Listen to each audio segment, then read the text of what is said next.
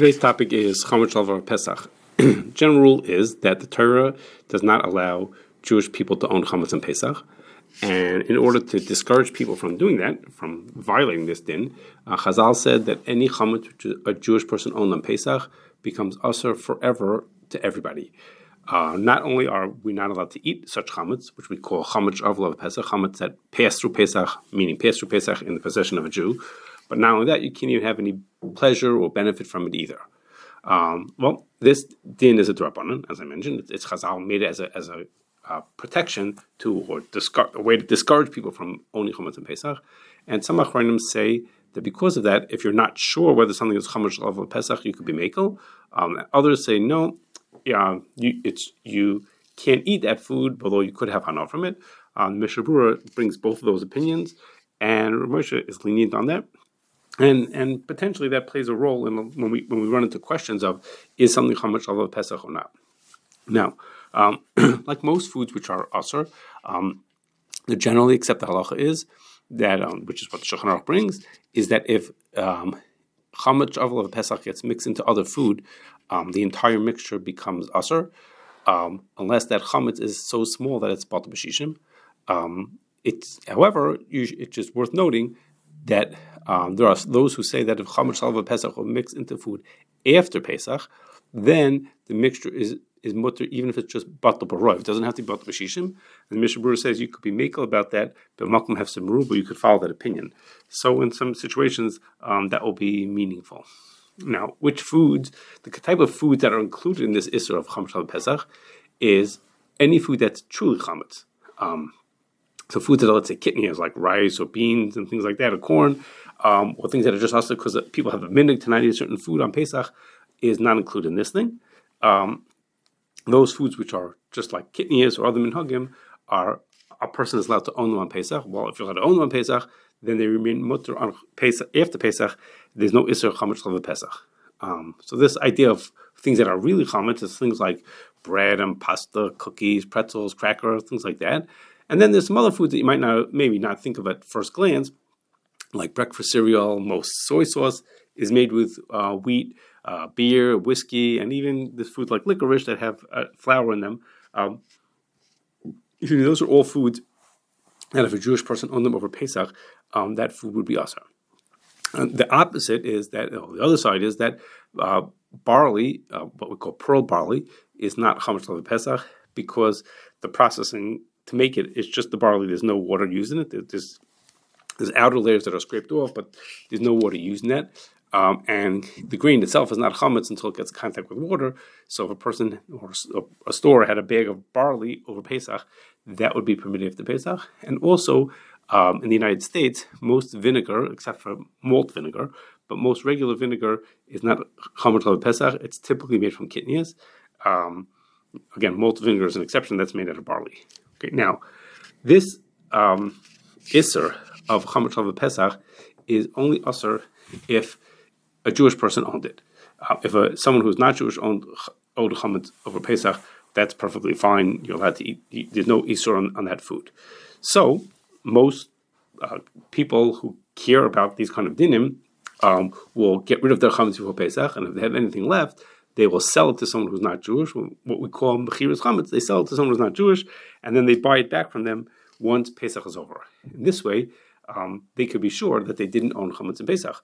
In which case, no problem. Then it's not chametz of Pesach either. So let's say they had a box of spaghetti, a bottle of whiskey. It was chametz. They knew, for whatever reason, chose to not get rid of it before Pesach. They would do if they did mechiras chametz and sold to someone who's not Jewish, it belonged to the guy over Pesach, and they are allowed to use it after Pesach. So for that reason, a person who's shomer Shabbos tends to rarely have a concern of chametz of Pesach for what he has in his house. What he has in his house, he either gets rid of the chametz or he does mechiras chametz. But he tend to not have an issue of chametz of Pesach within what's in his house. What he does think about is, what about where he stores that he wants to buy from? If he goes to a store, well, if that store owner was not shomer Shabbos, then he would have a concern. Maybe that person had chametz of Pesach, which would be asur for me to use. So if the storekeeper did mechiras chametz, then the chametz that he sold is fine, and you're allowed to use it after Pesach, because it didn't belong to him, it belonged to someone who's not Jewish.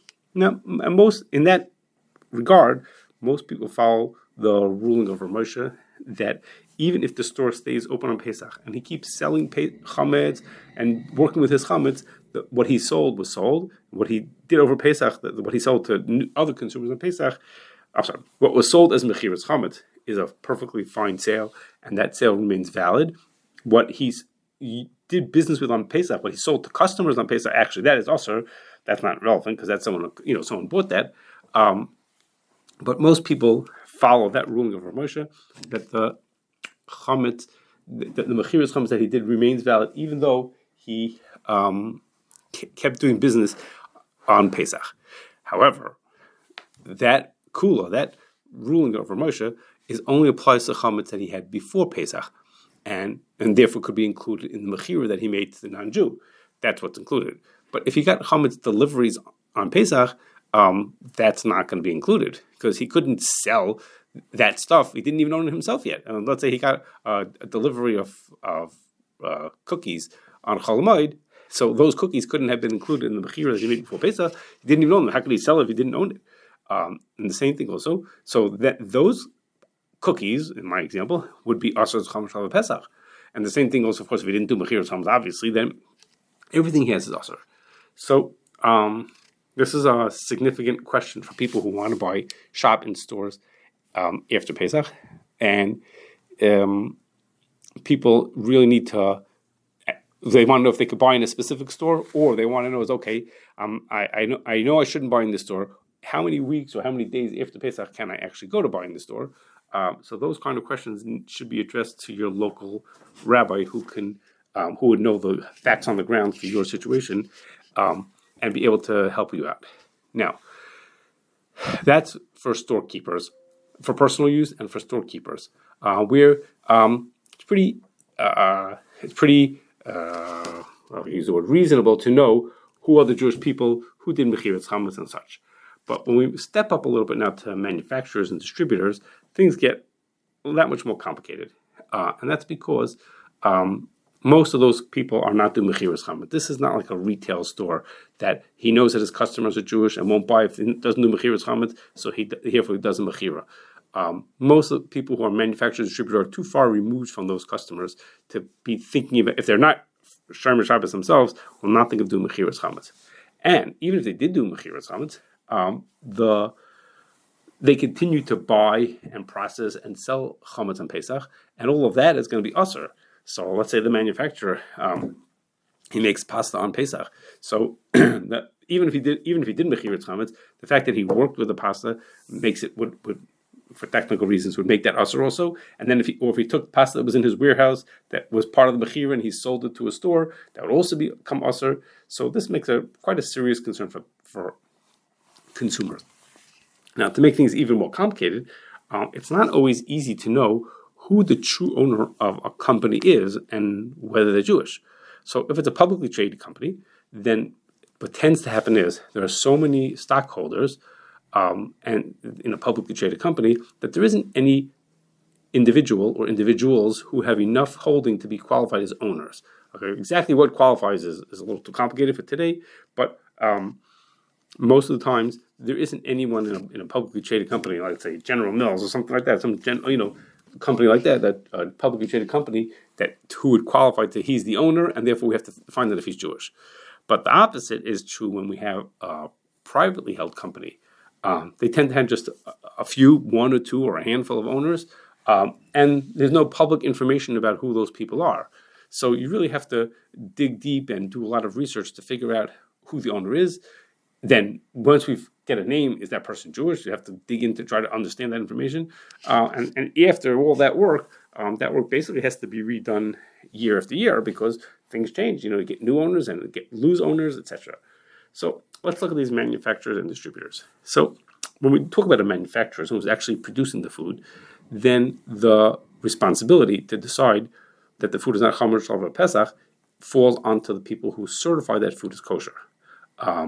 That is to say, they give Hashgachah on the food. If food would be Chametz Shal Pesach, it would be also just like any other issur that there is on the food. So it would be their responsibility to make sure of it. They work with the company and they have an understanding of who the owner is and whether he's Jewish. So they're the people who are responsible and who could resolve this kind of issue. So the most straightforward way to deal with that kind of issue, when they discover that a company makes chametz and they're owned by a Jewish person, or one of the owners is Jewish, the most straightforward way to deal with it is to make a requirement that the company not buy or sell or work with any chametz of Pesach. So that means that if the company makes a variety of items, they would have to, that part of the chametz part of their business would have to be non-functional during Pesach. That would be the most straightforward way. And that doesn't mean that that's the most easy way to do that. Just because it's straightforward doesn't mean that that's going to work or be easy to implement. So some people take a very lenient approach, and they say, they tell the Jewish owner, listen, you can't just do regular mechiras chametz because you're going to keep working with stuff and selling and buying over Pesach. So that's not going to work. What they do is, we want you to sell the whole company, not just the chametz of the company. The whole company gets sold to someone who's not Jewish. Make a little bit of a different type of mechiras chametz, and that person becomes the brand new owner of the whole company. And then what they do is the person who until now has been considered the owner, the Jewish person, he becomes an employee and he helps out the new owner manage his company for Pesach. So the Hashgachah is saying, this company is not Jewish owned, so then it's owned by this, we did mechiras chametz, and I'm sorry, we sold the company to someone who's not Jewish, and no problem, the company is not a Jewish company, they can do whatever they want to on Pesach. So that's a very lenient approach to it. Others don't like this for two different reasons. First of all is, the way the mechira is happening, it appears to be an obvious sham, because we're taking a company, selling this, who knows how much of large company to someone who they never met before. They never met him. The person who's buying it, he's just the custodian in some shul or whatever it is. He has no idea what he's buying. He has no money to pay for this thing. He has no idea how to run this company. And when Pesach is over, here he is. He owned this company for the whole week of Pesach.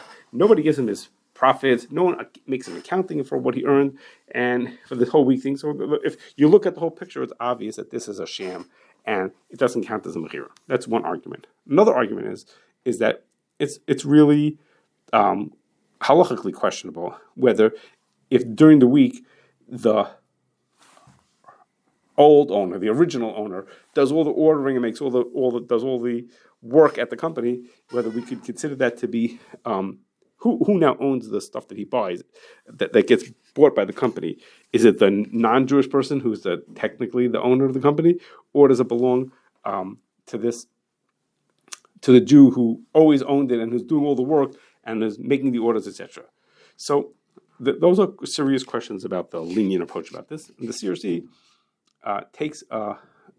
basically follows the stricter approach. And that is to say, they will not, if a company is owned by a Jewish person, they will not allow them to work with chametz, buy chametz, sell chametz on Pesach. They can't do that. However, in certain cases, what they'll do is they will allow the company to be sold to someone who's not Jewish with three conditions. First of all, the person who's buying it is not your average non-Jewish person who buys the chametz for the whole community or something like that. Rather, it would be someone who's like the manager or someone of significance at the company who knows the operations of the company. He knows what the company is. The company knows who he is. That helps in giving more of a seriousness to this sale and giving it to someone who actually can be the owner and the manager of this company. Second is, the person who is the original owner, the Jewish person, is not allowed to participate in the running of the company over Pesach, to show that he is not the owner anymore. It's actually been sold. And lastly is that when Pesach is over, the company has to prepare some kind of an accounting of the profits that they earned during Pesach and then give those profits to the non-Jewish manager or whoever it was who bought the company. So all these together make this into a sincere, a real sale, so that could be a real sale.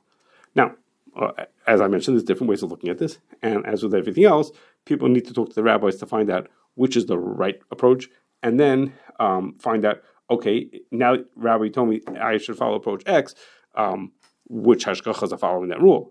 Which types of mechiras for manufacturers are being done the way that the rabbi wants it to be done? Now, when we move to distributors, it gets even more complicated because, at least in the case of a manufacturer, in most cases, there'll be someone who's certifying that food is kosher. He's the person who has the ability to interact with the owners and arrange a mechira in the proper way. But in a distributor of food, there's no hashgachah on it. There's no one certifying his food. He's taking packaged food. He's buying, Cheerios and bread and cookies and rice and potatoes and a million other things and distributing them. He doesn't produce anything. He doesn't have hashgachah. So, so there's no one there to decide which is the right way to avoid the Chametz of Pesach in this thing.